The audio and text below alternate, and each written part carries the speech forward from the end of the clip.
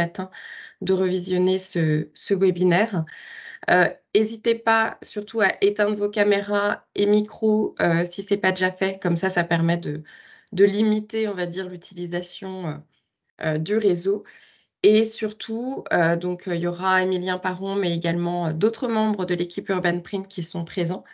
N'hésitez pas à poser vos questions au fil de l'eau dans le chat, ce qui nous permettra de vous répondre en direct. À la fin de la démonstration, il y aura bien sûr un temps d'échange qui vous permettra de poser en direct vos questions à l'ensemble de l'équipe d'Urban Print qui est présente aujourd'hui.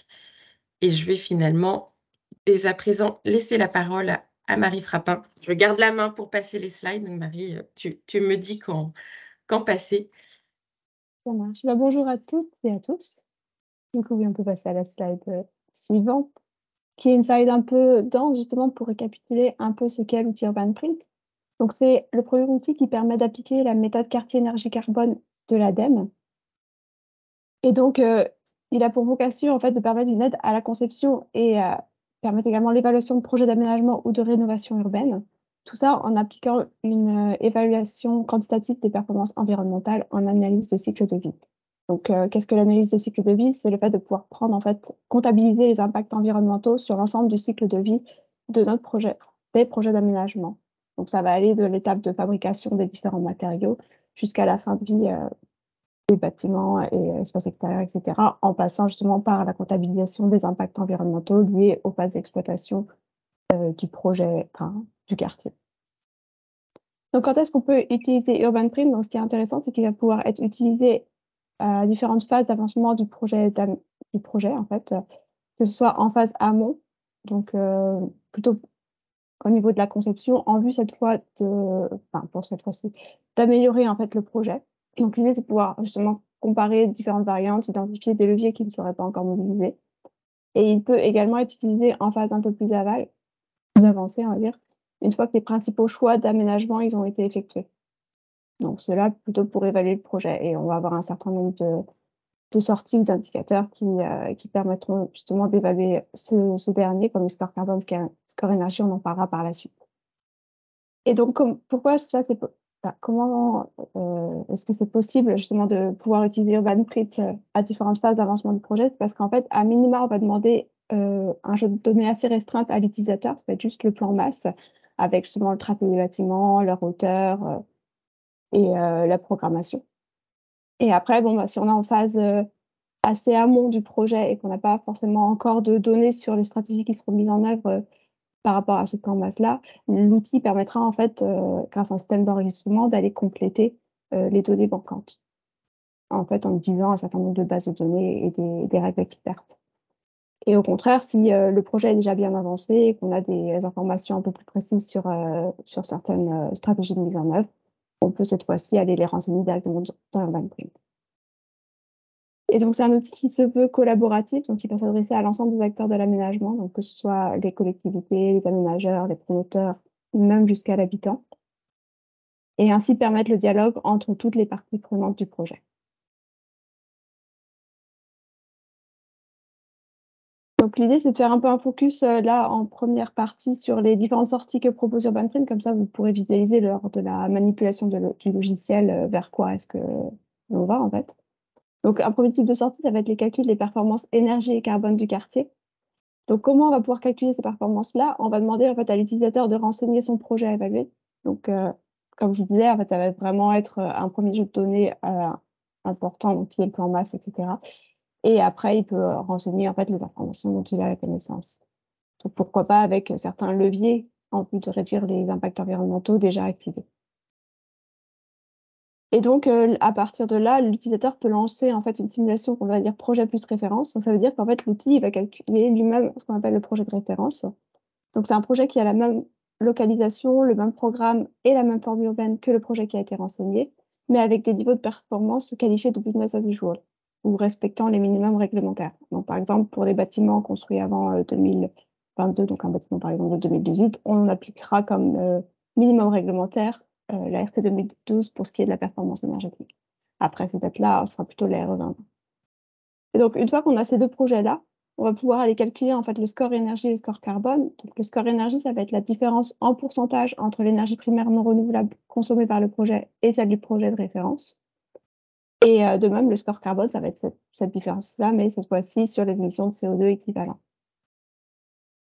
Et donc, vous avez ici un premier graphique d'exemple de sortie qu'on va pouvoir avoir avec UrbanPrint, où on peut effectivement sortir donc là le score carbone du projet fictif qui avait été modélisé ici était de moins 24,5%. Donc un score négatif, c'est positif, ça veut dire qu'en fait le quartier, il a émis 24,5% d'émissions de CO2 en moins par rapport au projet de référence. Et après, en fait, on peut aller regarder les émissions de CO2 associées sur différents contributeurs à l'échelle du quartier. Donc, on va avoir un ensemble de 6 contributeurs qui vont être l'énergie en phase d'exploitation des bâtiments, les produits de construction, la gestion de l'eau, la gestion des déchets, la mobilité. Et donc là, c'est terrassement, mais en fait, on aura plutôt aujourd'hui un contributeur un peu plus global qui est le contributeur chantier qui inclut à la fois le terrassement et le changement d'usage des sols. Et donc, on peut voir sur ce graphique qu'il est possible également de comparer, non pas au global comme le score énergie, les émissions de CO2 entre le projet là et le projet de référence, mais également contributeur par contributeur. Donc là, on a assuré le projet de référence et en non assuré le projet. Et donc, on peut voir que c'est effectivement sur les contributeurs énergie et produits de construction qu'on a déjà fait un premier effort en termes de réduction des émissions de CO2 et donc qui ont sans doute permis d'obtenir en fait cette émission de CO2 de moins 24,5% par rapport à la référence.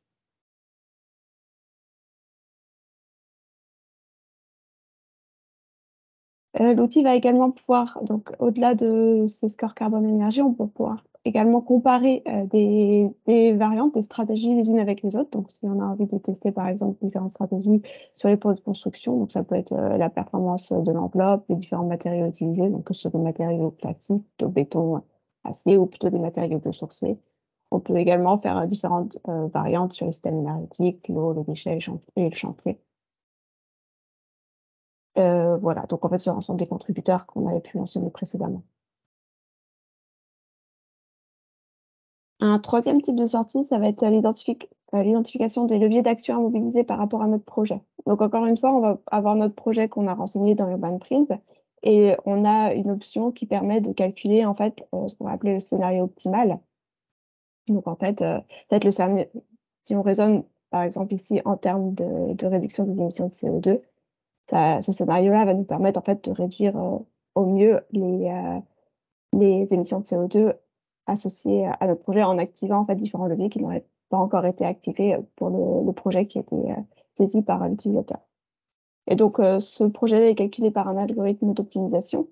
Et ce qui est intéressant, c'est qu'on va pouvoir avoir en fait en sortie ce type de graphique qui s'appelle le diagramme de Shapley et qui va nous permettre en fait de positionner notre projet ici en bleu par rapport à la référence, donc le business as usual, et le scénario optimal qui aura été calculé. Et donc, sur la trajectoire en fait, entre la référence et le scénario optimal, on va pouvoir positionner le projet et parler justement en termes d'atteinte du potentiel. Donc, c'est-à-dire que là, par exemple, on a un cas où on considère que le projet il a atteint à peu près 80% du potentiel de réduction des émissions de CO2 entre la référence justement et le scénario optimal. Et donc, on peut voir en fait à gauche du graphique, donc les actions un peu en violette, quelles sont les actions qui ont déjà été mobilisées en vue de réduire les impactants, les émissions de CO2 associées. Donc on voit que c'est déjà sur le contributeur énergie et matériaux de construction qu'on a fait un certain effort et qu'on a permis de réduire en fait, de passer de 4,65 millions de kg de CO2 équivalent par an à 2,65. Mais c'est pas tout, en fait, on va pouvoir avoir l'outil va également proposer en fait un certain nombre de leviers sur lesquels on peut encore agir pour aller atteindre en fait le scénario optimal. Donc là, on voit qu'il y a encore un effort à faire sur les matériaux de construction et l'énergie, par exemple, mais également on peut ajouter un levier sur les déchets ou sur le terrassement. Donc là, je parlais essentiellement en termes de réduction des émissions de CO2. On va voir que l'outil propose un ensemble d'indicateurs. Donc on n'a pas forcément. On peut également avoir ce genre de sortie pour d'autres indicateurs comme les consommations d'énergie primaire non renouvelable, la consommation en eau, l'utilisation des sols, etc. Et enfin, on a un certain nombre de sorties, d'autres sorties comme la performance à l'habitant. Donc là, ce que je vous ai présenté jusqu'à présent, les résultats, en fait, ils s'appuyaient sur le périmètre propre à l'aménageur. Donc, c'était les leviers qu'on pouvait activer ou où les impacts environnementaux qu'on pouvait calculer, ils étaient propres en fait aux actions qui pouvaient être menées par l'aménageur. Et donc l'idée de la performance à l'habitant, c'est de pouvoir en fait étendre ce périmètre à l'ensemble des activités de l'habitant du quartier. Donc on va aller ajouter à partir d'une ACV, cette fois-ci économique, le calcul des impacts environnementaux liés à l'alimentation des occupants, à leur consommation de biens ou à leur mobilité longue distance. Et donc, par rapport à ça, on va pouvoir calculer donc l'impact environnemental de l'usager, de l'habitant du quartier, et le positionner en fait sur la trajectoire qui va mener au total carbone à l'horizon 2050. Voilà, l'outil permet également d'avoir des résultats à la fois agrégés et désagrégés, donc c'est-à-dire qu'on va avoir des résultats assez globaux à l'échelle du projet, à l'échelle du quartier en entier, ou alors on va pouvoir en fait avoir des résultats un peu plus spécifiques qui vont pouvoir être sortis en fait à l'échelle de chaque bâtiment, de chaque espace extérieur, etc. Donc là, oui, comme je mentionnais tout à l'heure, il y a pas que l'indicateur CO2 équivalent. Il y a également les 24 autres indicateurs de la norme EN 15804. Et donc là, une nouveauté, c'est que l'outil intègre maintenant les indicateurs du label BBCA quartier, donc qui est une extension du label BBCA, donc bâtiment à l'échelle du quartier, avec l'indicateur, par exemple, l'ICQ aménagement, qui prend en compte maintenant l'impact de l'aménagement en intégrant les services urbains et la mobilité quotidienne. Donc cela pour valoriser les projets les plus performants. Et voilà. Je pense qu'on a fait le tour sur la présentation. Ouais, et ben je vais lâcher le partage d'écran pour te permettre le partage du tien.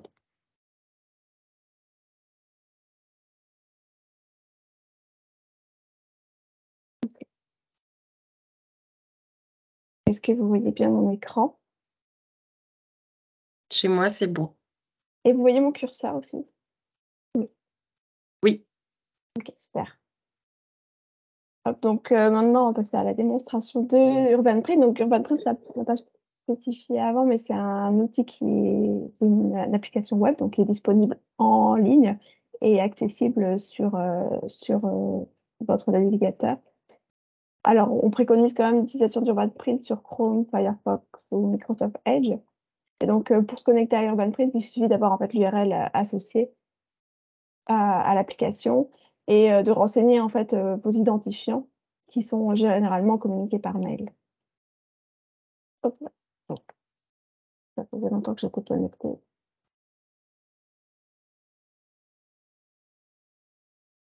J'ai juste actualisé. Et donc, voilà, quand on se connecte directement, on arrive sur la page d'accueil.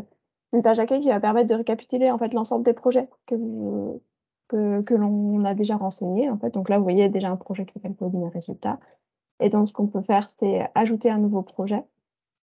Donc, on lui donne un nom, une description. Alors là, c'est facultatif. Je vais mettre la date d'aujourd'hui. Et une localisation du projet. Donc là, le projet qu'on va faire ce matin, il est situé à Paris, dans le 13e arrondissement. Donc, je vais renseigner la rue correspondante à la localisation du projet. Et donc, je vais pouvoir créer mon projet. Et donc là, bon, on va pas faire grand-chose, mais finalement, on arrive sur une nouvelle page qui est destinée à notre projet et on va pouvoir en fait lancer ou modéliser en fait l'ensemble de notre projet, donc les différentes variantes associées, les formats, etc. Peut-être rapidement, en fait, là, on a un bouton à gauche qui permet de revenir à l'accueil et en fait, de façon plus large, de naviguer entre les différentes pages du logiciel. Et en fait, il permet également d'accéder à la documentation d'UrbanPrint. Donc, une documentation avec laquelle vous auriez un lien en fait, qui permet de mener à la méthode quartier énergie carbone, donc, sur lequel se base l'outil et qui avait été développé dans le cadre du projet d'un projet de recherche avec l'ADEME. Et également, vous avez un guide utilisateur qui permet de prendre en main assez facilement l'outil. Donc, c'est un petit projet test que vous pouvez suivre de manière à prendre en main UrbanPrint. Et donc, en bas, on vous rappelle l'adresse mail du support donc, pour nous contacter en cas de souci. Donc, voilà pour ce qui est de la documentation. Donc, voilà, on analyse ce projet, on peut ouvrir le projet qu'on a créé. Et donc, à partir de là, soit on a déjà un fichier GeoGiven donc, qui contient déjà les informations de notre projet. Donc, ça peut être un fichier GeoJSON qui est extrait d'un logiciel de SIG ou qui est extrait en fait d'une autre simulation d'Urban Print. Et dans ces cas-là, en fait, on peut directement l'apporter sur l'interface. Donc, en lui donnant un nom, en important justement le fichier et en choisissant le type d'import.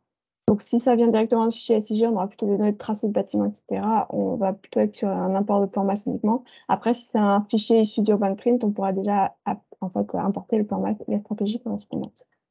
Donc, je vais le faire ici. Moi, je vais repartir en fait de zéro en ajoutant un nouveau plan masse. Donc, comme pour tout à l'heure, pour le plan masse, en fait, on va lui donner un nom et une description associée si on le souhaite. Et donc, maintenant qu'on a renseigné son nom et sa description, on va arriver en fait sur une nouvelle page qui est la page plan masse et qui est centrée en fait sur l'adresse qu'on a renseignée au départ à la création du projet. Donc, elle est centrée avec un fond de carte OpenStreetMap par défaut. On peut le changer pour celui de l'IGN suivant le besoin. Et donc, une fois qu'on est sur qu'on est sur cette page plan masse, la première chose à faire, en fait, c'est de définir le périmètre de notre projet. Et donc, pour cela, on va dans le navigation, on va pouvoir créer en fait le périmètre. Et ici, on a un petit icône qui permet de faire son tracé. Hop, donc, à la main, grossièrement, pour faire rapidement, on va s'occuper de ce périmètre-ci. Et donc, une fois qu'il est tracé, je peux le valider. Et là, l'outil propose de récupérer les bâtiments existants. En fait, il est connecté à la base nationale des bâtiments, donc, qui est une base qui a été mise en place dans le cadre du projet Corénov du CSTB. Et donc, qui permet de récupérer un certain nombre d'informations sur des bâtiments existants. Donc, ça peut être des informations uniquement peut-être de tracés de bâtiments, de formes, mais également, il peut avoir accès en fait au diagnostic de performance énergétique de certains bâtiments. Donc, en fait, à la fin, une fois qu'on a cliqué sur récupérer les bâtiments, il va nous faire un récapitulatif des bâtiments récupérés. Donc là, en fait, on a 5 bâtiments qui sont existants, qui ont été trouvés à l'intérieur du périmètre et pour lesquels il y avait des données justement de DP. Donc, on les voit, ils s'affichent désormais sur la carte. Donc, c'est-à-dire 5, c'est plutôt 6. Et donc, ils apparaissent également en fait, maintenant dans l'onglet bâtiments et dans la liste des bâtiments. Donc, en fait, on va les voir s'afficher ici. On peut aller les sélectionner du coup directement dans ce navigateur, dans cette navigation-là ou sur la carte. Et donc, on voit ici avec la petite légende en bas que ce sont des bâtiments existants.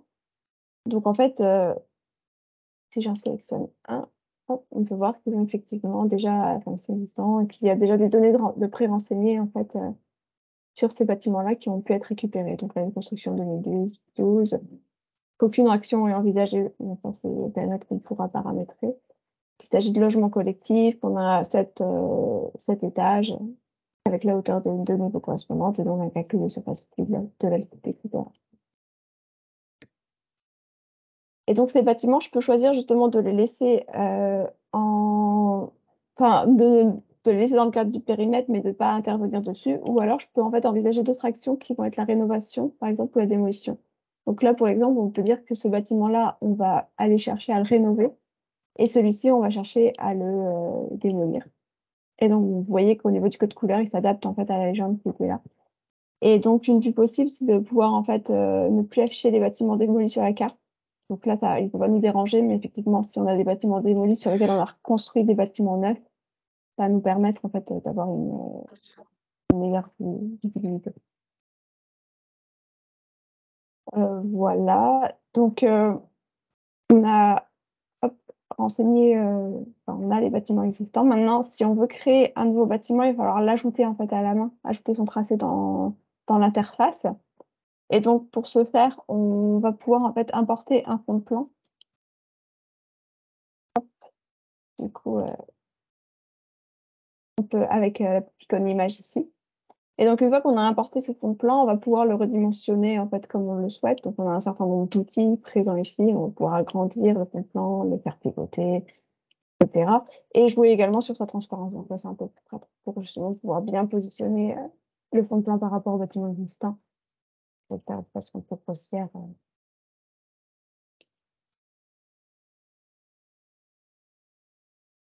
juste l'information rapide. Voilà, et une fois qu'on a calé le fond de plan, on peut justement enregistrer et là on peut le bouger en fait. Si on veut retourner, le modifier, par exemple modifier comme dimensionnement ou changer de fond de plan, il va falloir cliquer sur importer une image. Donc voilà, avec ce fond de plan là, on peut aller maintenant tracer en fait un bâtiment neuf qui est présent ici au niveau du quartier. Donc comme je disais, on va pouvoir cliquer sur le petit bouton créer des bâtiments. En fait, on peut en créer plusieurs d'un coup. Là, moi je vais créer un par un pour vous montrer. Donc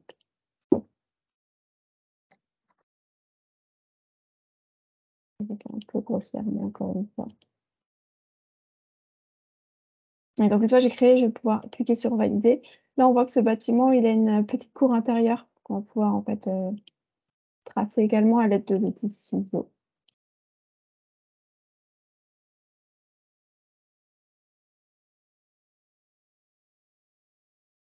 Donc voilà, notre bâtiment est tracé. On a un certain nombre d'autres outils qui peuvent être utilisés justement en vue de faciliter la saisie des bâtiments. Donc on peut dupliquer ce dernier, on peut justement le couper, le translater, le supprimer, etc. Donc là, maintenant qu'on a créé notre bâtiment, il apparaît en fait dans la navigation. Donc là, il est appelé bâtiment 5. Moi, je vais l'appeler bâtiment 9. Donc je peux lui donner un nouveau nom. Et donc en fait, à chaque bâtiment créé, en fait, on va aller associer par défaut une zone. Donc là, je vais l'appeler RDC. En fait, on peut, au sein d'un même bâtiment, aller ajouter différentes zones. Donc là, on va dire qu'on modélise d'abord le rez-de-chaussée, donc qui est un bâtiment de bureau. Donc on peut choisir l'usage. Donc vous voyez, en fonction de l'usage choisi, j'ai des caractéristiques paramétrables qui vont s'ajouter. C'est-à-dire que là, par exemple, si je choisis les bureaux, il me propose des services de restauration, par exemple. Donc voilà, il s'adapte en fait en fonction des choix qui sont effectués. Donc au niveau du nombre de niveaux, je vais pouvoir l'adapter. Et donc ça va mettre à jour en fait automatiquement la hauteur et la surface utile renseignée par défaut. La surface utile, là, j'ai gardé celle qui est renseignée par défaut dans l'outil. On peut également la forcer à la main si on en a connaissance. Donc voilà pour ce bâtiment-là. Maintenant, ce que je peux faire, c'est créer en fait justement les étages supérieurs. Vous voyez que le bâtiment, bon, il était constitué d'un socle et puis de 2 étages. Là, pour la démonstration, je vais juste tracer une partie de ce dernier.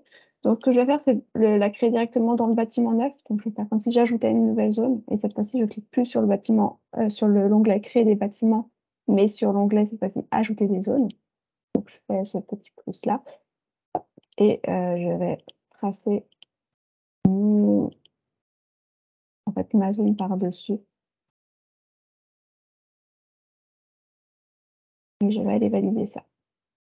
Et donc, encore une fois, donc j'ai la nouvelle zone qui apparaît, je vais l'appeler cette fois-ci étage. Voilà, on peut dire que ce sont des logements collectifs. Donc, sur un socle de bureau, cette fois-ci, on aura 4 niveaux. Voilà, on a des caractéristiques, d'autres caractéristiques qui sont affichées justement du fait qu'on est dans un logement collectif. Donc, en fait, on peut choisir de renseigner en fait la répartition des types de T1, enfin, la répartition du type de logement, donc c'est T1, T2, soit en pourcentage, soit si on clique sur le petit plus ici, en nombre, voilà. Et donc voilà, on voit qu'ils apparaissent tous les 2 en rouge. Donc en fait, là, c'est qu'on a dans le cas d'un bâtiment erroné. Pourquoi on a ces 2 zones-là qui apparaissent en rouge? C'est parce qu'elles entrent en collision pour l'instant l'une avec l'autre. Et c'est parce qu'en fait, quand on empile des bâtiments, il faut aller adapter en fait l'altitude pour pouvoir dire qu'on a cette zone-là qui est située par-dessus l'autre. Donc, ce qu'on va faire, c'est de l'adapter au niveau des étages. Et donc, je vais aller ajouter la hauteur du rez-de-chaussée.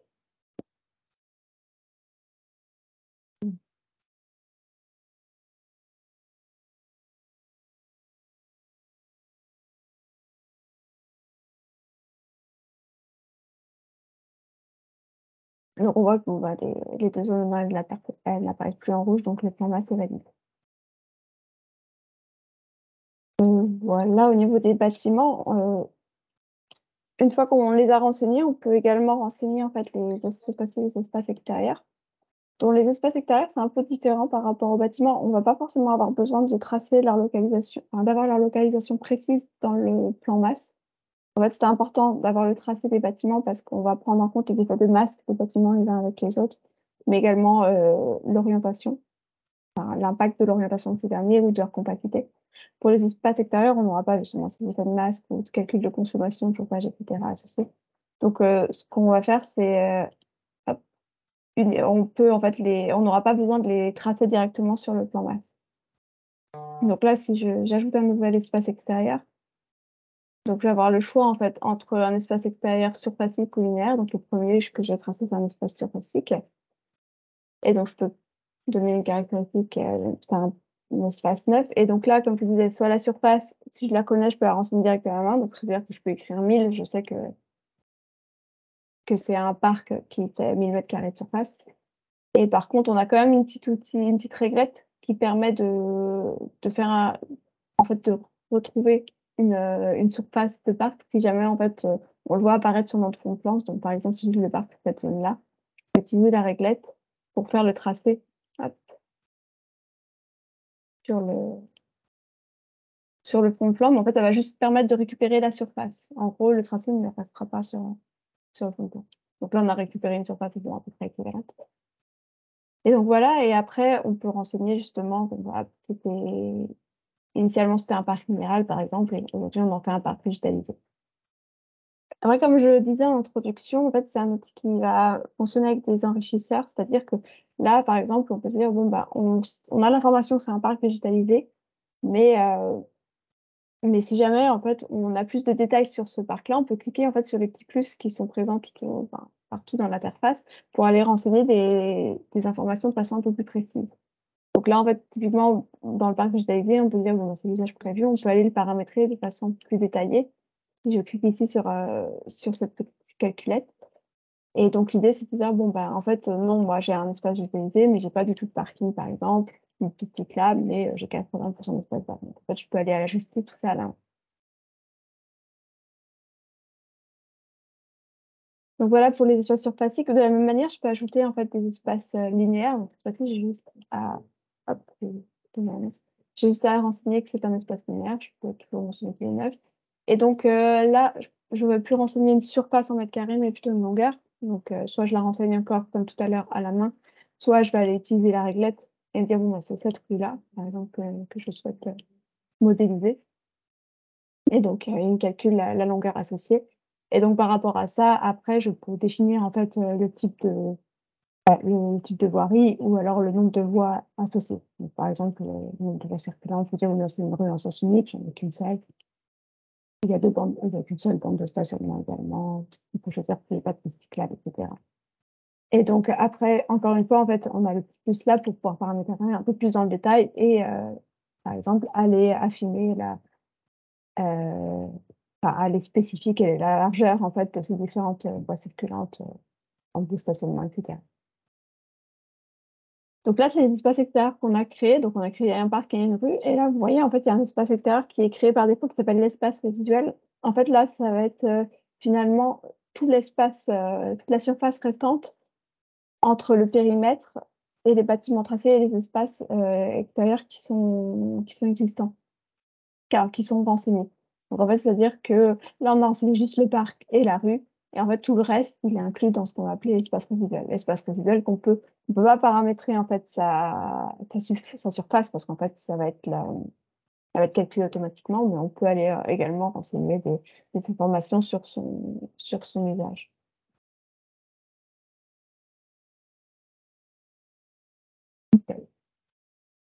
Donc voilà au niveau du plan masse. Une fois qu'on a créé en fait, tout ça, on a créé nos bâtiments, nos espaces extérieurs, on va cette fois-ci pouvoir en fait, créer une stratégie de mise en œuvre de ce plan masse. Et donc c'est là qu'on va pouvoir en fait aller actionner ou pas des leviers qui permettent de réduire les impacts environnementaux, de notre projet.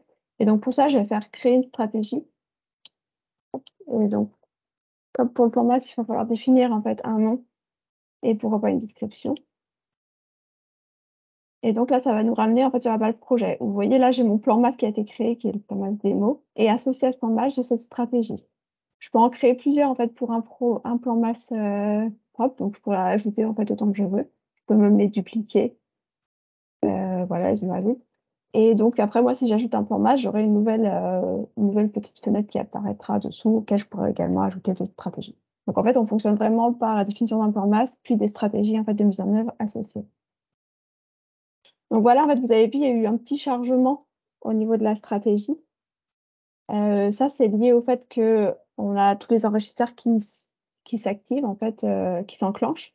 Donc, en fait, là, pour l'instant, on a créé notre plan masse et par défaut, au niveau de la stratégie, il aura renseigné toutes les données en business as usual. Maintenant, si je l'ouvre, en fait, je vais avoir ma stratégie qui est finalement pré-remplie. Et moi, en fait, si j'ai des informations propres à certains bâtiments ou certains extérieurs, je peux dire, bon, maintenant, en fait, là, je ne vais pas mettre le business as usual, je connais ma valeur, moi, ça va être plutôt ceci ou cela. Donc, on pourra le voir par la suite. Donc voilà, on a le plan masse qui réapparaît en fait dans la stratégie. Mais cette fois-ci, on ne pourra plus toucher au tracé des bâtiments, donc ils sont figés. On a encore nos bâtiments avec les différents codes couleurs. Et on retrouve notre navigation avec donc le quartier, les bâtiments à espace extérieur, puis un nouvel onglet qui s'appelle réseau thermique, on pourra en parler par la suite.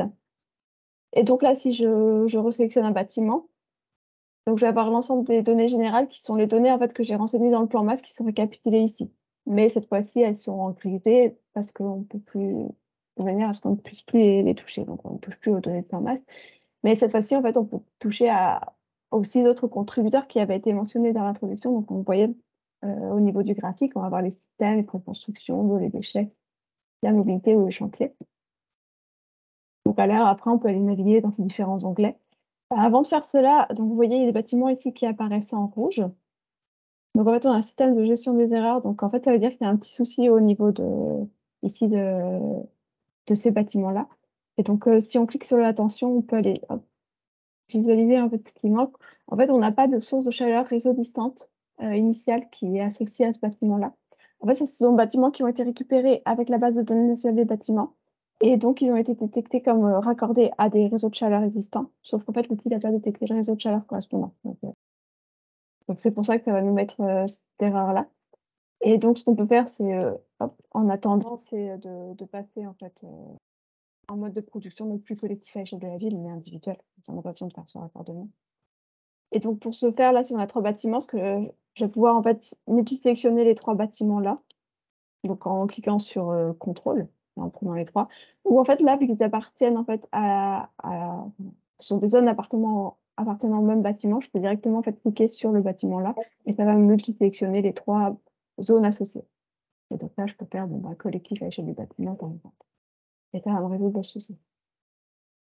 Au niveau de la multisélection, oui, c'est ça. Je peux aller multisélectionner des bâtiments des zones au sein d'un même bâtiment, ou alors je peux même sélectionner autant de zones que je veux qui peuvent appartenir à différents bâtiments.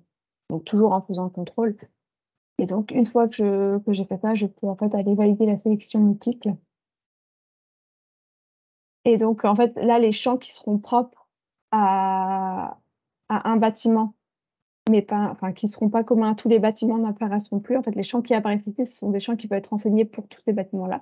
S'ils apparaissent sans aucune valeur, c'est ces valeurs vont être différentes d'un bâtiment à l'autre. Et donc là, si moi maintenant je veux renseigner une autre valeur, elle va s'appliquer à tous les bâtiments qui sont sélectionnés. Et après, s'il y a déjà une valeur qui est renseignée, donc je sais pas, donc le fait que le chauffage initial, par exemple, soit oui, ça veut dire qu'en fait tous les bâtiments qui ont été multisélectionnés, ils sont chauffés. Donc voilà, au niveau de la multisélection. Après, on peut également multisélectionner tous les bâtiments en cliquant en fait, sur le petit bouton ici.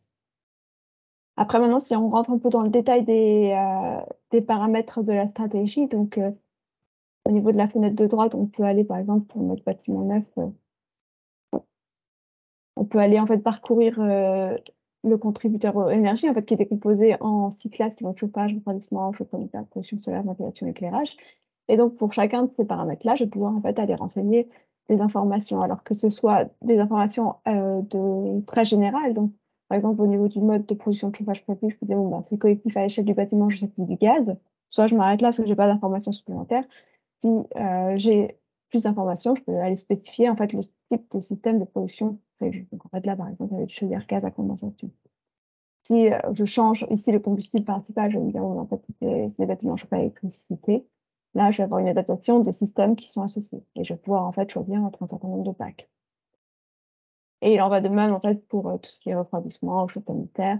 Pour ce qui est de la production solaire, en fait, je peux également choisir si il y a du solaire photovoltaïque thermique ou les deux en toiture.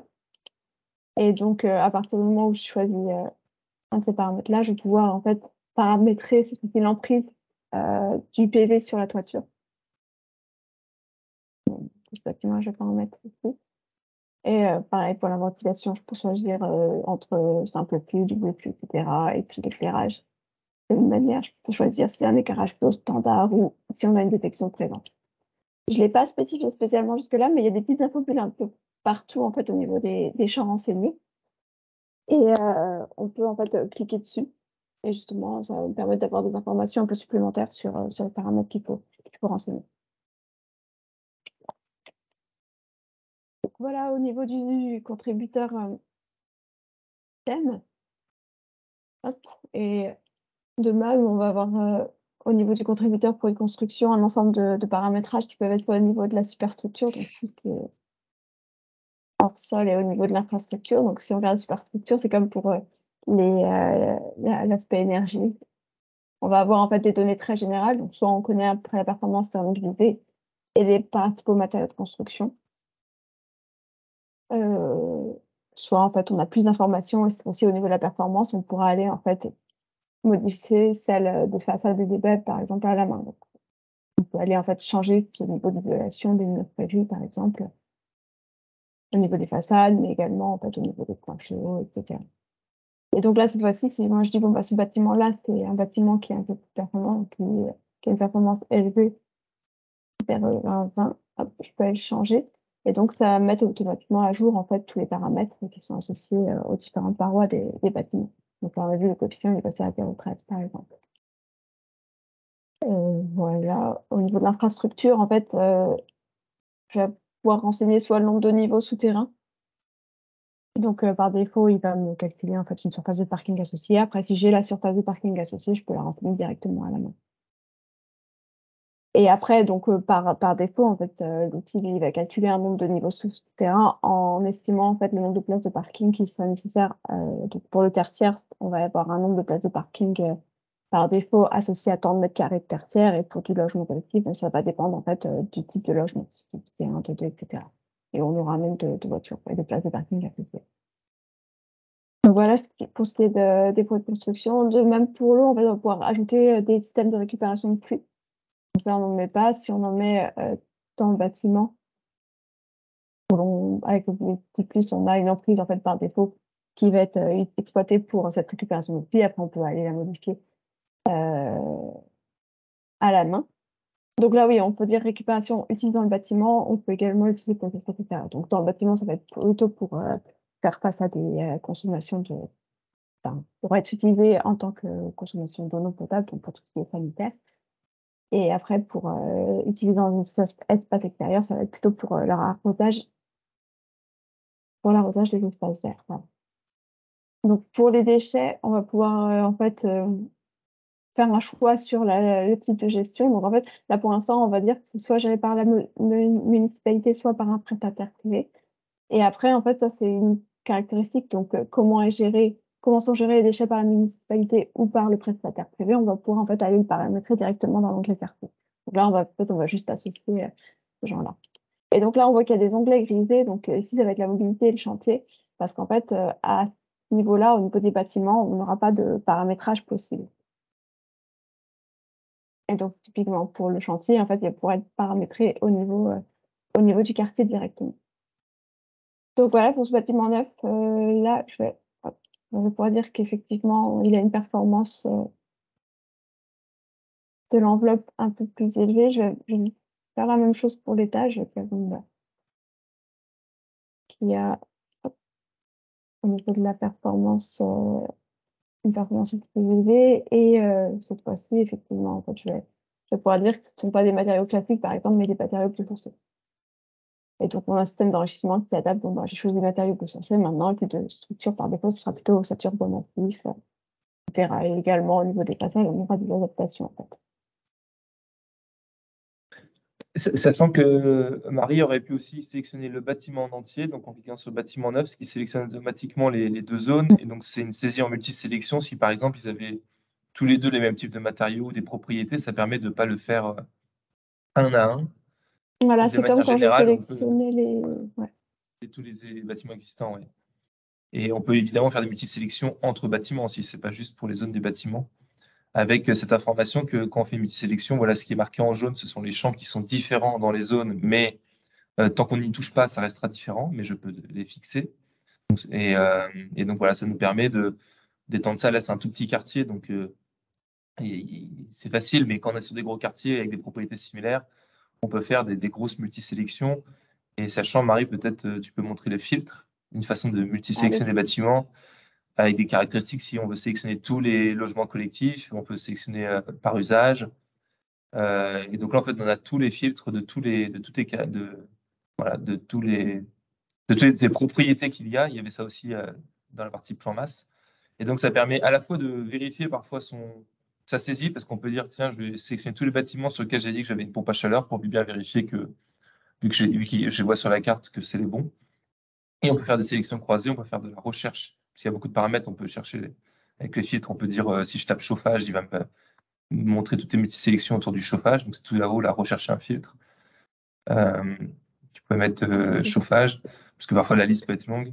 Voilà, et là on peut choisir par type de système, et il n'affiche que les systèmes aussi qui sont présents dans votre projet. Il n'y a pas la liste de tous les systèmes qui existent, donc ça vous permet aussi de vérifier qu'il n'y a pas des systèmes qui ne sont pas censés être là.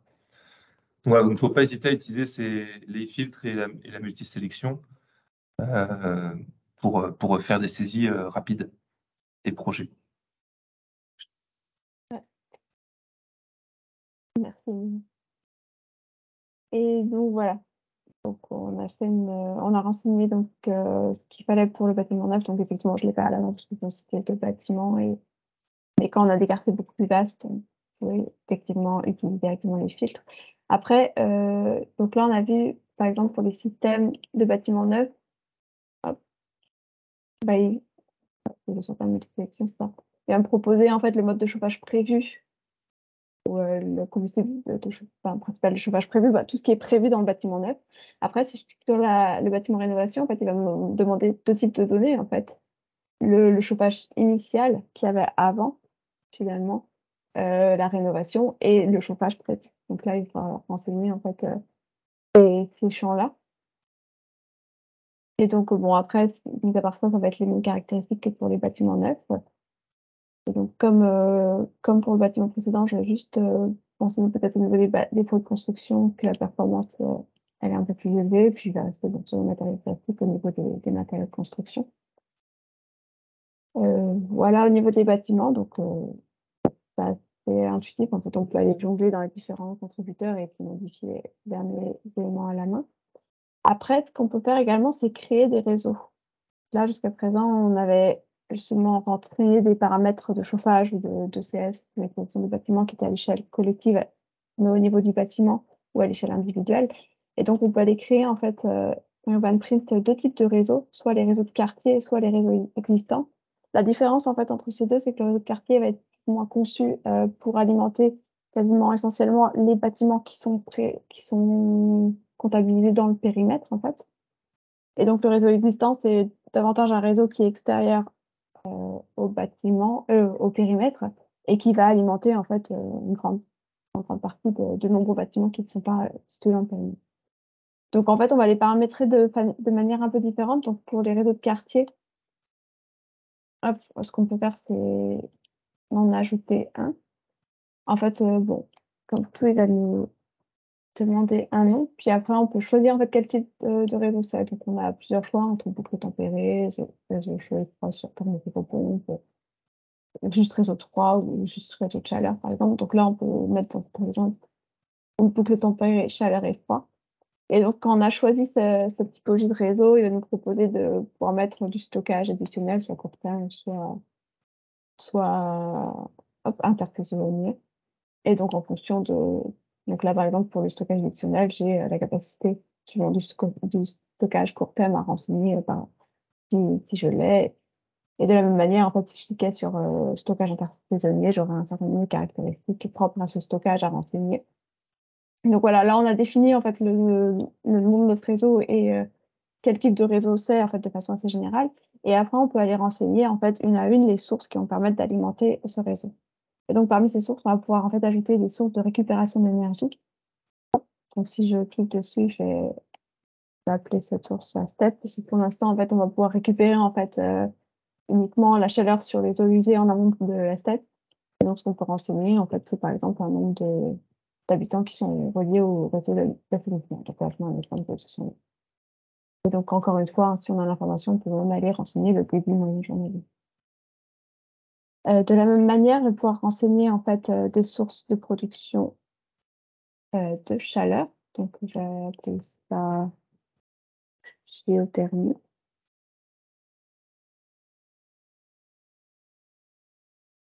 Géothermie.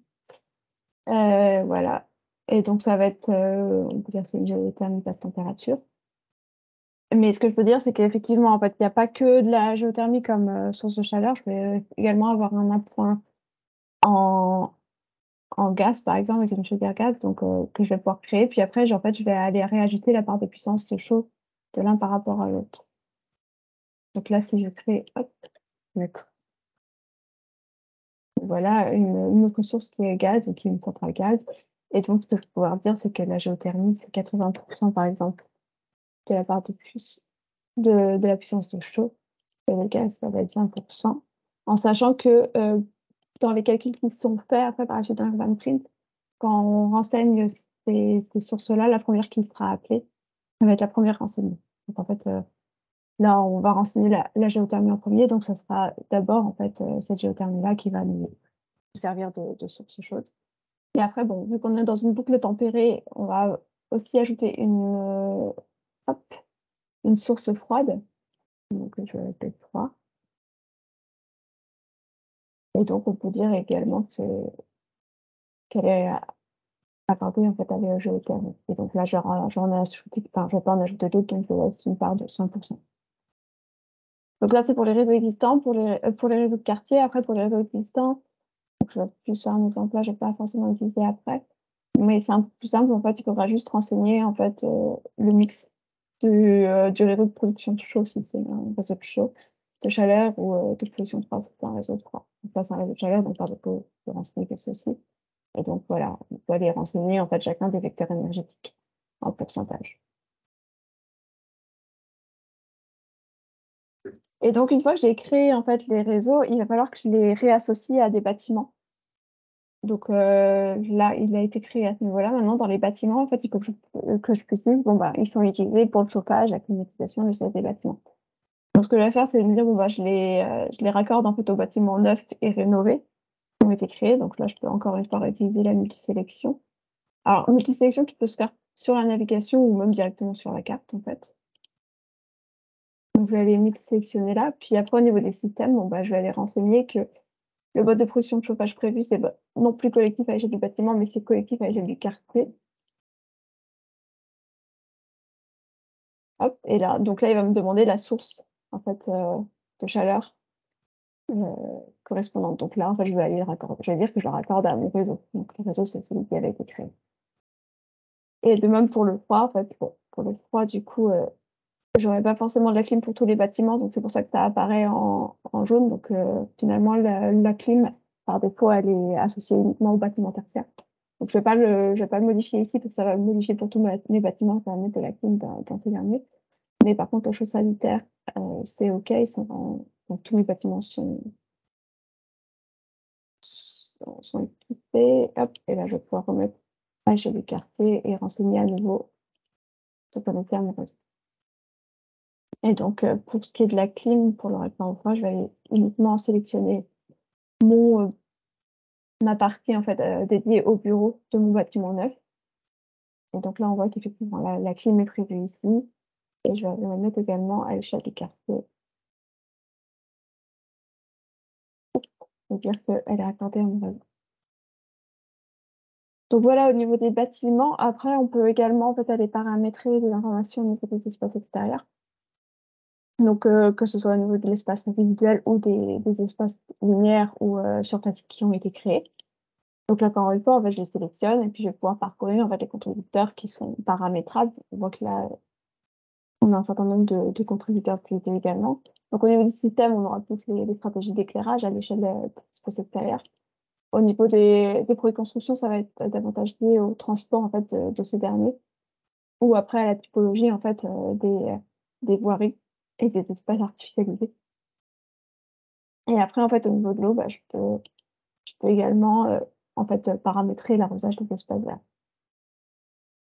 Et donc voilà, il en est de même pour les autres espaces extérieurs. Donc je pense qu'on fait le tour à peu près du paramétrage au niveau des bâtiments des espaces extérieurs. Après, donc comme je disais au départ, il y a un certain nombre de paramétrages qui peuvent se faire cette fois-ci à l'échelle du quartier.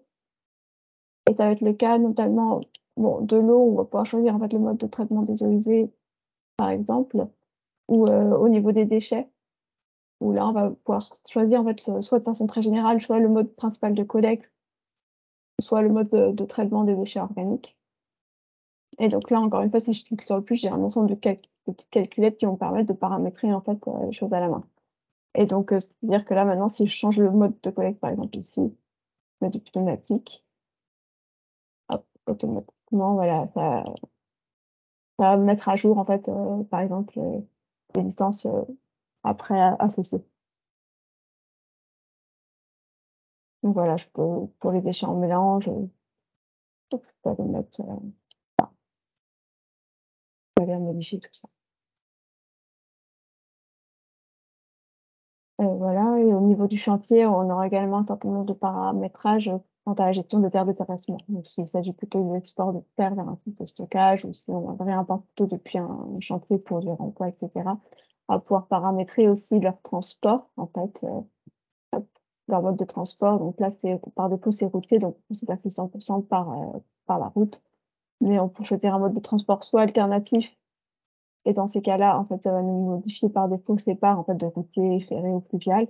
Ou alors, on peut mettre alternatif et après, en fait, aller modifier à la main ce pourcentage. Et enfin, si on revient en général, avant de pouvoir lancer en fait, des simulations avec UrbanPrint, on peut également choisir le choix de la référence. Donc, comme vous disiez, la référence, ça va être le business as usual, mais finalement, il va évoluer dans le temps. C'est-à-dire que ce qu'on dit dans l'introduction, c'est qu'avant 2022, par exemple, le business as usual, en termes de performance énergétique des enveloppes, c'était plutôt des bâtiments qui respectaient. C'était des bâtiments qui respectaient la RT 2012, ce sera plus le cas pour des bâtiments qui vont être construits dans les années qui viennent, qui ont plutôt respecté cette fois-ci la RE 2020. Donc en fait, les bâtiments, j'ai pas forcément fait attention à vous montrer, mais au niveau du plan masse, en fait, on peut renseigner l'année de dépôt du permis de construire, et en fonction de cette année de dépôt de permis de construire, en fait, ça va nous ajuster la référence. Donc c'est, comme je disais, un bâtiment qui a un dépôt de permis de construire en 2018, bon, bah, ça va appliquer la référence RT 2012, et 2023, par exemple, bah, ça sera RE 2020 avec les seuils 2022. Donc, soit par rapport à ça, en fait, justement, l'outil regarde l'année de dépôt de permis de construire et il associe une référence associée.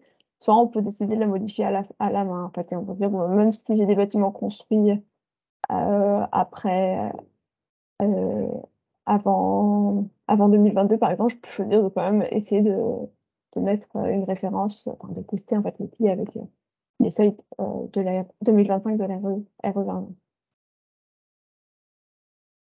Donc voilà, pour le choix de la référence. Et donc, une fois qu'on a paramétré justement tout au niveau de notre quartier, donc les plans masse, la stratégie associée avec justement des modifications au niveau des différents contributeurs, on va pouvoir en fait lancer des simulations en cliquant en fait sur le bouton là.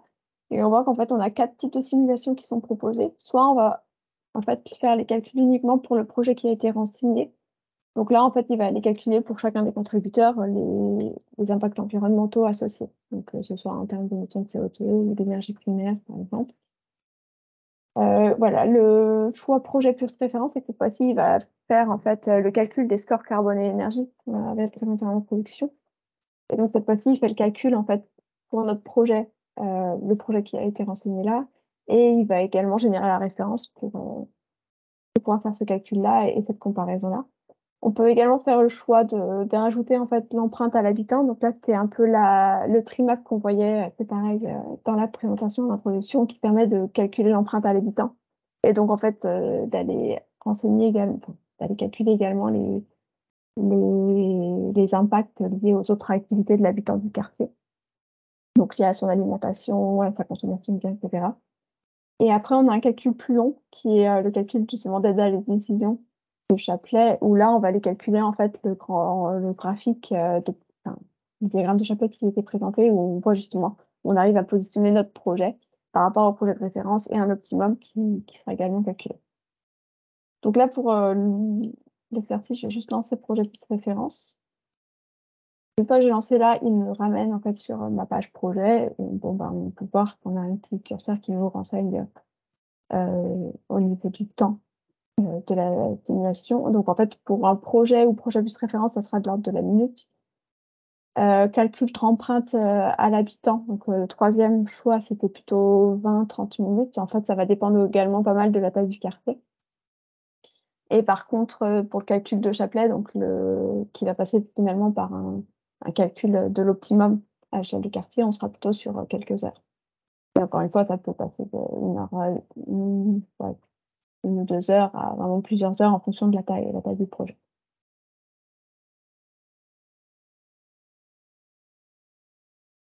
Voilà. On peut lancer, alors je sais plus, je pense qu'on peut lancer 1 ou 2 simulations normales, type projet plus référence, projet ou empreinte à l'habitant. Par contre, Chaplet, on peut en lancer qu'un seul par session. Enfin, non, je ne sais pas. Par contre, on peut pas en mettre plus d'un. Donc voilà, maintenant, on voit que la simulation a tourné. Donc, je peux aller ouvrir mes résultats.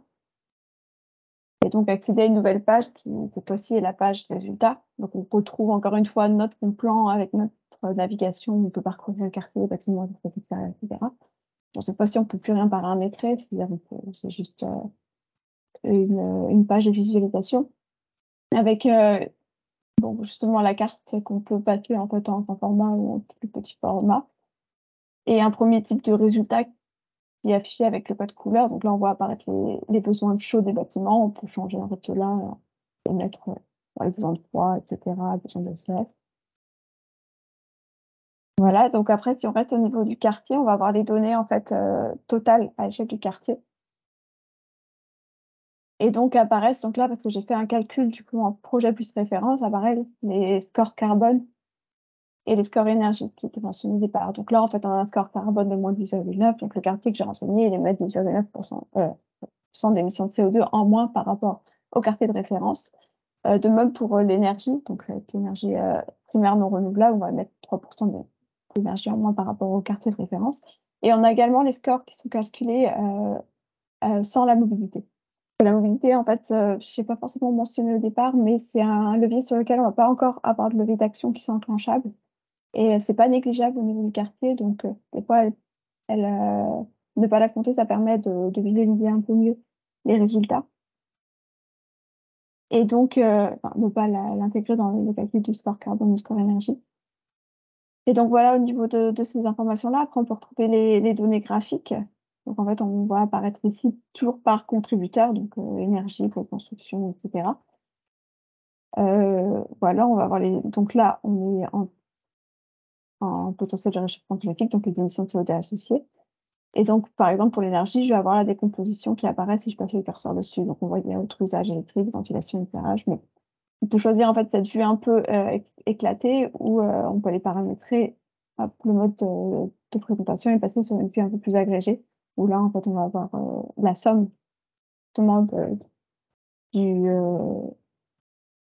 émissions de CO2 associées aux contributeurs énergétiques, etc. On peut également choisir en fait d'afficher la référence. Donc là maintenant la référence elle apparaît à gauche pour chaque contributeur. Donc on voit qu'effectivement on a un peu de l'énergie par exemple, on a une différence par là. Et on peut également changer l'unité. Donc là, on est en sortie absolue, donc on va avoir les émissions de CO2 totales associées donc à notre quartier. Et on peut avoir une normalisation, cette fois-ci, en fait, par an par USEC. Donc l'USEC, c'est l'usager équivalent. donc qui est défini en fait par le label BBCA et qui correspond en fait à un usager un peu moyen, tout usage confondu en fait. De pouvoir pondérer en fait en fonction de l'usage des bâtiments. Donc voilà, on peut faire ceci. Après, donc là, vous voyez qu'on peut choisir justement le mode agrégé et avoir un peu le descriptif, mais ce que je peux faire en fait de façon peut-être un peu plus pratique, c'est d'aller en fait, par exemple, au contributeur énergie directement sur le contributeur associé en fait dans cette navigation-là, pour en fait avoir la vue en fait des agrégés du premier contributeur qui était présenté dans le graphique précédent. Et donc encore une fois, je peux décider d'afficher la référence et d'avoir en fait la sortie absolue normalisée, etc. Et donc ça va être possible pour l'ensemble des contributeurs. Donc là maintenant, je vois en fait la répartition entre chauffage, refroidissement, ECF, etc. J'ai la même chose pour les produits de construction. En fait, je peux encore une fois donc avoir cette vue un peu plus ciblée, toujours avec le projet uniquement, ou alors ajouter la référence et j'ai ça pour tous les contributeurs. Voilà, au niveau des résultats à l'échelle quartier, je vais avoir également quelques informations supplémentaires. Donc par exemple, quand on voit sur système, j'ai pas mis de panneau photovoltaïque, mais si j'en avais mis, je pourrais avoir la part en fait d'autoconsommation ou d'autoproduction de carton. Voilà, au niveau de l'eau, on a les quantités de volume d'eau consommée par le quartier. Au niveau des déchets, on a les quantités associées. Et au niveau de la mobilité, on va avoir des distances parcourues par mode, etc. Donc là, c'est au niveau global. Après, si je zoome en fait bâtiment par bâtiment, hop, soit je peux en fait aller afficher, encore une fois, les données d'un bâtiment, les données de sortie d'un bâtiment en particulier, soit je peux faire une petite sélection toujours en cliquant sur contrôle et afficher les données en fait associées à plusieurs bâtiments, donc soit dans la navigation, soit encore une fois sur la carte. En fait, je peux aller hop, en sélectionner un en particulier. Et donc voilà, si je clique sur un bâtiment, je vais avoir hop, cette fois-ci les données qui sont relatives à ce bâtiment-là. Et donc au niveau des sorties, maintenant, on sera normalisé, mais plutôt en mètres carrés, parce que ça va être possible à l'échelle du bâtiment. Et donc on peut encore en fait choisir la vue, par exemple, agrégée, désagrégée, etc. En tout cas, c'est propre au bâtiment. On peut avoir en fait un certain nombre d'informations, en fait, comme toujours au niveau du photovoltaïque, la part de production, d'autoconsommation, mais au niveau des pots de construction, on peut également en fait récupérer les besoins climatiques du bâtiment en question, les besoins chauds, de froid, SF, etc. Voilà. J'ai la même chose après en fait au niveau des espaces extérieurs. On peut soit en fait afficher les sorties pour tous les espaces extérieurs, ou alors en fait aller cibler un espace extérieur espace extérieur par espace extérieur, et donc on peut encore en fait aller naviguer en fait dans l'ensemble des contributeurs qui sont associés. Et au niveau des réseaux, je vais pouvoir en fait avoir donc je sélectionne mon réseau. Je vais pouvoir en fait avoir des données de sortie qui sont associées au réseau. Donc là par exemple pour le réseau, la partie pour la production de chaud, en fait, on peut voir effectivement c'est la géothermie qui va, mmh, qui va permettre en fait, de fournir la plus grosse partie de chaud en fait à ce réseau-là. Puis on va avoir en fait 0,2 % de gaz fossile. Et après, énergie fatale récupérée ou échangée, en fait, ça va être la part, vu que là on a une boucle tempérée d'énergie qui va pouvoir être, échangée entre les bâtiments. Et on voit là, par Voilà. exemple, on voit que l'énergie de chauffage échangée, elle est faible, parce qu'en fait, il y a peu de concomitance chaud-froid, chaud-clim en hiver. Par contre, on voit que sur le chaude sanitaire qui est présent en été, là, on a vraiment un bon intérêt de la boucle tempérée, puisque le chaud rejeté par les climatisations dans les bureaux, là, vont être utilisés comme source d'énergie pour chauffer le chaude sanitaire des bâtiments reliés au réseau. Voilà, du coup, ça va être une variable là, on a à peu près 41%. Et voilà. Après, les résultats, on peut donc là, ça va être des résultats assez statiques. Donc on peut également, en fait, enclencher ce bouton-là pour avoir cette fois-ci les résultats en ACV dynamique, tels qu'ils sont, en fait, formulés par la RE2020. Et je pense que j'ai fait à peu près le tour des résultats. Donc là, si on a lancé la simulation projet plus référence, j'ai pas lancé hop, vais pas lancer les simulations avec l'empreinte à l'habitant et le calcul de Chaplet, parce que ça prend plus de temps, mais je vais calculer en amont. Donc là, si on prend le cas où on a un résultat complet, donc là, on avait lancé le calcul complet, donc on voit qu'apparaissent en fait notre diagramme de Chaplet. Donc, avec justement au départ en fait, quelques informations typiquement sur l'épuisement du gisement, donc on a 50%, donc ça veut dire que sur la trajectoire entre la référence et la meilleure stratégie, en fait notre stratégie en cours elle se situe pile au milieu quasiment. En fait, il nous reste encore 50% de l'effort peut-être à faire en termes de réduction des émissions de CO2. Après, ça va nous donner des données en fait sur l'impact qu'a qu'a la référence, la stratégie en cours et la meilleure stratégie. Donc ça, c'est ces données renseignées ici. Et après, pour ce qui est des diagrammes de Chaplet, je peux visualiser de différentes manières. Donc soit j'ai une vue assez détaillée où en fait il va nous proposer chacun des leviers. Enfin, on va pouvoir visualiser en fait chacun des leviers qui ont déjà été mis en œuvre et qui ont permis d'atteindre la stratégie en cours, ou alors visualiser chacun des leviers ici à droite qui permettent d'atteindre l'optimum de façon détaillée. Soit en fait je peux les regrouper en fait par équipement. Donc c'est-à-dire que là on peut voir que c'est au niveau des bâtiments peut-être qu'il y a encore plus d'efforts à faire, qui reste après téléphoner au quartier puis au niveau des espaces extérieurs. Ou alors en fait on peut avoir d'autres types de visualisation. Donc là où je vais regrouper par exemple tout le matériel de construction ensemble, tous les aspects liés à l'énergie ensemble, etc. Donc en fait on a différentes vues possibles. Et après au niveau du calcul de l'empreinte à 8 ans, du coup, on va avoir le trimap qui est présenté là, où en fait, il va nous proposer justement l'empreinte carbone moyenne de l'habitant du quartier, donc qui se situe à 9,1 tonnes de CO2 équivalent par an.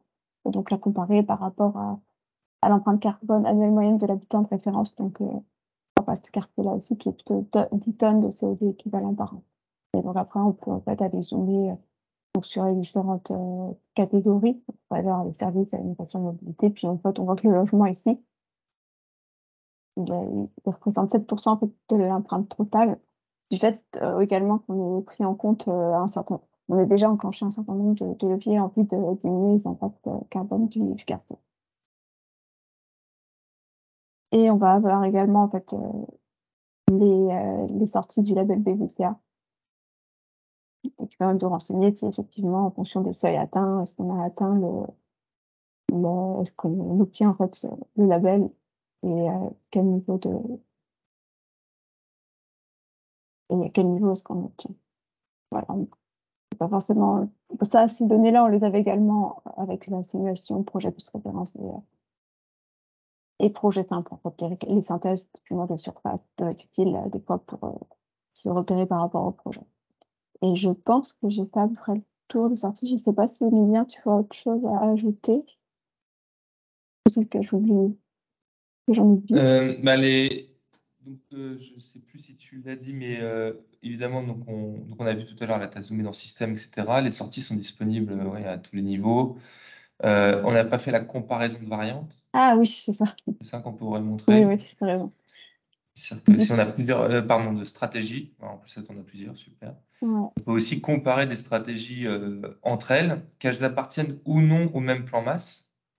Donc, quand elles appartiennent au même plan masse, c'est l'avantage, c'est que donc on a la même prise, on a la carte qui reste affichée et on peut comparer bâtiment par bâtiment, en fait, puisque ce sont les mêmes bâtiments, vu que c'est le même plan masse. Mais si jamais on a des plans masse différents et qu'on peut quand même comparer, on pourra avoir accès à la même chose, sauf qu'il n'y aura évidemment plus la carte, puisqu'elle n'est plus pertinente, puisqu'il n'y a pas un plan masse. Et on pourra comparer comme ça les différentes variantes de notre projet. Et on voit que, donc, évidemment, ça compare les graphes, mais de manière générale, pour tous les champs qui étaient des chiffres, si on clique dessus, on voit quand même il y a min-max, et si on clique dessus, on voit pour chaque sous forme de graphe, on voit les valeurs qu'ont chaque stratégie. Pour toutes les sorties qu'il y avait déjà dans la vue normale. Donc ça, c'est assez pratique. Est-ce que tu avais montré, si tu reviens peut-être sur la vue simple, la CV dynamique est sortie R2020? Ouais, j'ai juste montré le bouton, puis tout Pardon. j'ai pas... Oui, excuse-moi, parce que j'ai juste un coup de fil à un moment donné, donc j'ai dû m'éclipser. Bon, voilà, ça vous permet d'avoir accès à différentes sorties, et donc à une hypothèse différente, qui est de faire un calcul selon le format, selon les hypothèses R2020, donc de la CV dynamique. Je vois une question sur quel format est-il possible de sortir les données en dehors du logiciel. Aujourd'hui, il n'existe qu'un seul format, donc c'est le bouton exporter.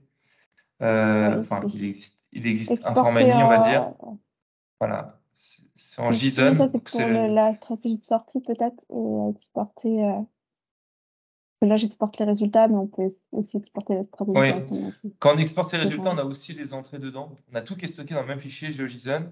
Si vous exportez vos stratégies, ça permet aussi peut-être de les envoyer à quelqu'un d'autre qui va les importer dans son Urban Print. Mais donc aujourd'hui, c'est le format JSON, GeoJSON exactement.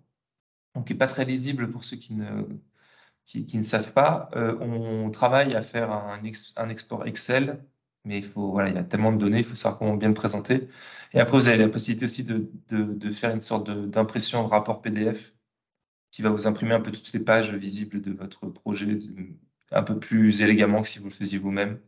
Mais voilà, on travaille dessus quoi, pour essayer de sortir au moins une version Excel qui vous permettrait de vous faire vos propres post-traitements et au lieu de les recopier un peu à la main, les données, si vous voulez afficher différemment les graphes. On peut sortir également Oui, les graphes, on peut faire des captures d'écran à la main ou avec l'outil Plotly.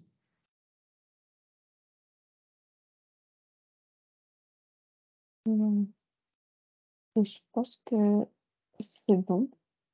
Donc effectivement, la comparaison de variantes, c'est uniquement pour tous les projets associés à un unique format, on peut faire avec les projets associés à différents formats.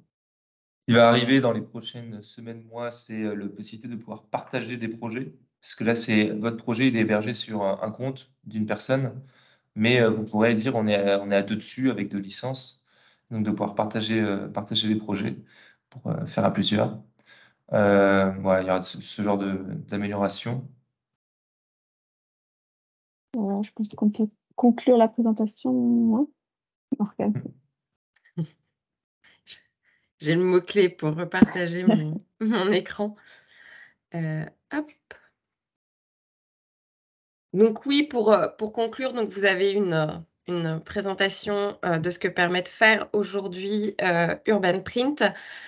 Comme c'était évoqué hein, par Émilien dans le chat, on ne s'arrête pas. Il y a encore des développements qui continuent en vue d'améliorer à la fois le côté maniabilité de l'outil, interface, c'était évoqué là avec le partage de projets, mais aussi au niveau du moteur de calcul et au niveau des indicateurs qui pourraient être proposés, avec notamment des travaux autour de l'indicateur de biodiversité, des objectifs de venir améliorer les modèles et toutes les bases de données autour des espaces extérieurs pour avoir un peu une plus grande finesse de description de ces espaces. Un travail qui est fait autour de la mobilité, ça a été aussi évoqué dans le chat, pour qu'on puisse intégrer notamment tout ce qui est levier mobilité que peut mettre en œuvre quand même à l'échelle de l'aménagement de l'aménageur et la collectivité. L'économie a été évoquée assez rapidement dans la présentation. Donc oui, il y a l'idée de pouvoir intégrer également des informations sur ce volet-là. Donc voilà, c'est un outil qui est en amélioration continue, que ce soit à la fois sur l'interface et à la fois enfin, finalement la méthode qui est implémentée dans Urban Print. Donc ensuite aussi quelques éléments presque plutôt organisationnels. Aujourd'hui, Urban Print, donc c'est une licence flottante, c'est-à-dire que comment dire, un accès en ligne, donc pour 2 500 € hors taxe par an. Il y a un guide qui a été évoqué par Marie. Donc, il y a un guide en ligne pour accompagner l'utilisateur dans sa prise en main de l'outil, donc qui permet vraiment de retracer aussi ce pas à pas qu'a fait Marie aujourd'hui pour vous accompagner dans cette prise en main, avec également un FAQ qui permet de reprendre un peu les questions qu'on se pose assez régulièrement quand on commence à prendre en main l'outil Urban Print. Il y a il y a des formations avec nos deux partenaires, CSTB Formation et Université Gustave Eiffel, qui permettent d'être accompagnés sur à la fois un webinaire de 2 heures assez descendant pour parler un peu d'éco-conception, de la logique de la méthode quartier énergie carbone et d'Urban Print, mais aussi surtout en fait toute une journée en présentiel qui permet vraiment de rentrer plus dans le détail de ce qu'a présenté Marie et également de commencer à manipuler sur des projets fictifs ou non l'outil Urban Print. Donc ça, on en a à peu près tous les 3 mois qui sont organisés soit par CSTB Formation ou Université Gustave Eiffel. C'est disponible, enfin les dates, le lien vers les pages adaptées de CSTB Formation et Université Gustave Eiffel sont directement sur la page dédiée à Urban Print sur le site d'Efficacity. Et puis pour toute autre demande, n'hésitez pas à contacter les équipes d'Urban Print par l'intermédiaire de l'adresse mail urbanprint-info@efficacity.com. On est plusieurs derrière cette adresse, donc on arrive à être encore relativement réactif. Donc voilà, si vous avez toutes sortes de questions, que ce soit sur la formation, que ce soit sur l'outil, que ce soit sur les licences, faut surtout pas hésiter. Donc là, c'est la dernière slide. Donc voilà, c'est pour rappeler que c'était un partenariat co-développé par un outil, co-développé par Efficacity et le CSTB. Donc voilà pour moi. Hop. Et donc, n'hésitez pas s'il y a des questions qui sont plus faciles à formuler à l'oral que via le chat. Il nous reste encore quelques instants où on peut venir creuser certaines informations.